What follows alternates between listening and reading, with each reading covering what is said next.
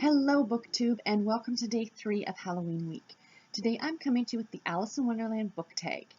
I was tagged by Emily, the originator of the tag, and I will post a link in the down bar below to her original video along with the list of all the questions. So this is pretty much based on Alice in Wonderland, and I am a huge fan of Alice in Wonderland. So me and the Cheshire Cat here are going to sit and answer these questions. So pretty much the way the questions go is that each question is based off a character in the book. So let's begin. Alice, a book with pictures. The book that I picked for that is actually Claudia and Mean Janine, based on a novel by Anna Martin. This is actually the graphic novel, so I'm kind of cheating a bit.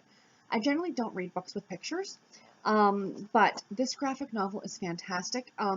It's by Raina Telgemeier. She's done some other things, but she does some absolutely stunning artwork.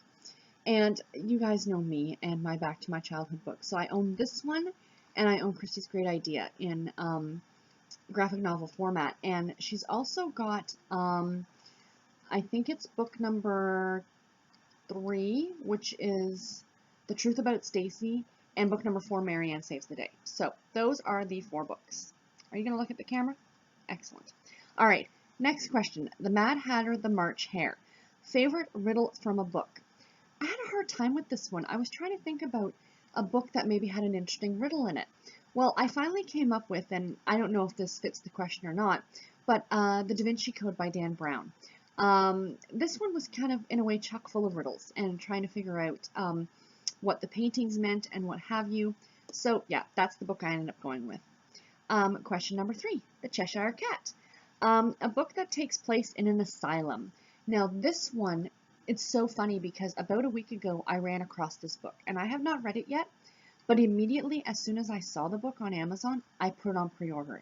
It comes out on November 15th and it is called, excuse me for looking down, but I want to make sure I get the title correct. Bellevue, 3 Centuries of Medicine and Mayhem at America's Most Storied Hospital by David Oshinsky. So like I said, it comes out November 15th. I bought it for ebook. It is essentially about the Hospital Bellevue, which is in New York City, I think. Yeah, it's in New York City. Now, what I find very interesting is that I have watched pretty much every episode of Law & Order ever. I own the entire series on DVD. And I've rewatched it once, and I'm working my way through it a second time, and I'll probably watch it a third time. I love that show. Now, quite often in the show, when they talk about someone who's criminally insane, they talk about Bellevue. And this part of my mind always thought that it was a hospital that was made up. I didn't realize it was a real place.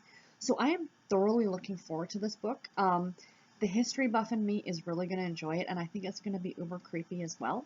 So, like I said, looking forward to it. And if that's something that might interest you, maybe go and check it out yourself.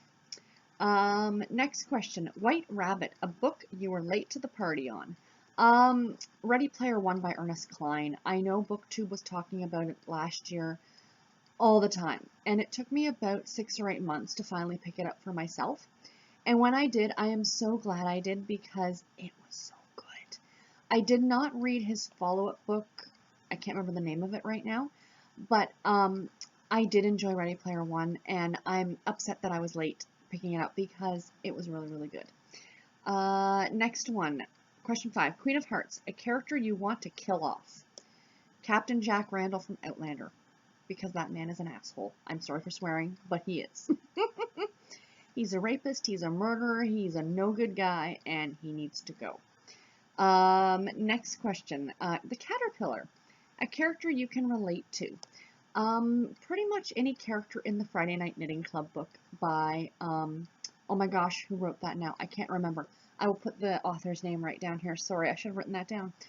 But, I love this book. It's about a group of friends who meet every Friday night and knit, and they talk about their lives and what have you. And as I've said before on this channel, I am a knitter, and the knitting community is unbelievably supportive and wonderful and friendly, much like BookTube. And I have made so many friends through that, and that's why I can really relate to those characters in that book. Question number 7. Tweedle Dee and Tweedle Dum. A book with a battle in it. I'm kind of going to do a cop-out on this one and say Gone with the Wind because the Civil War. The book is kind of based around the fact that the Civil War happened, so there's my answer to that one. And if you have not read Gone with the Wind, I highly recommend it. It is a wonderful book. Question number 8, Walrus and the Carpenter. Okay, side note. The Walrus and the Carpenter poem, in school when I was younger, I actually did that as an oral presentation and did the entire poem from memory. At this day and age, I don't know if I could still do it by memory, but I still know a majority of it off the top of my head. A character you thought was good, but turned out to be bad.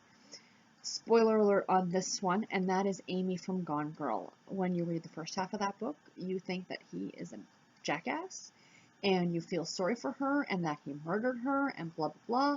And then you get to the second half of the book and go, WTF, like, she's crazy. Batshit crazy. Sorry for the swearing, guys, but she is. But yeah, so that is one that, you know, you're kind of led down one path, and then suddenly it takes a twist, and you realize she's not who you thought she was. Question number 9, White Knight, a book that made you cry.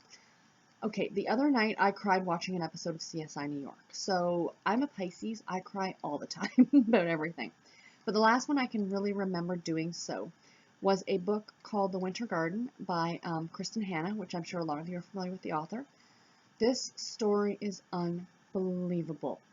I want to reread it next year because I think it was magical and heartbreaking all at the same time. It's about 2 sisters who are older, they're in their 40s, and they have families of their own, and their parents are elderly, and as their father's dying, he tells their mother that she has to finish telling them the fairy tale. When the girls were young, she used to tell them this fairy tale about her childhood in Russia, and so then after the father dies, she relays the rest of the story, and it goes back to World War II Russia, and it's unbelievably well written and heartbreaking. I sobbed through almost the whole end of this book. It was fantastic. And the last question, Lewis Carroll. Oops, and now I can't read. Author that writes under a pen name. Shannon Drake. She writes historical romance novels. Shannon Drake is Heather Graham, who I read all the time, who writes paranormal suspense novels. And I love her, and I love her under her pseudonym as well, so that's the one I picked for that. So anyway, guys, that's it for this video. I'm not going to tag anybody because I don't know who's done it or who would be interested in doing it, but if you're interested in doing it, please post in the comments below so I can see your video, and definitely go check out Emily's channel because she is fantastic. She's one of my favorite booktubers. She also talks a lot about movies, so definitely check her out too. And she's a fan of Alice in Wonderland, so that just, you know, puts her even higher up on the scale of coolness. So until my next video, guys, take care and happy reading. Bye.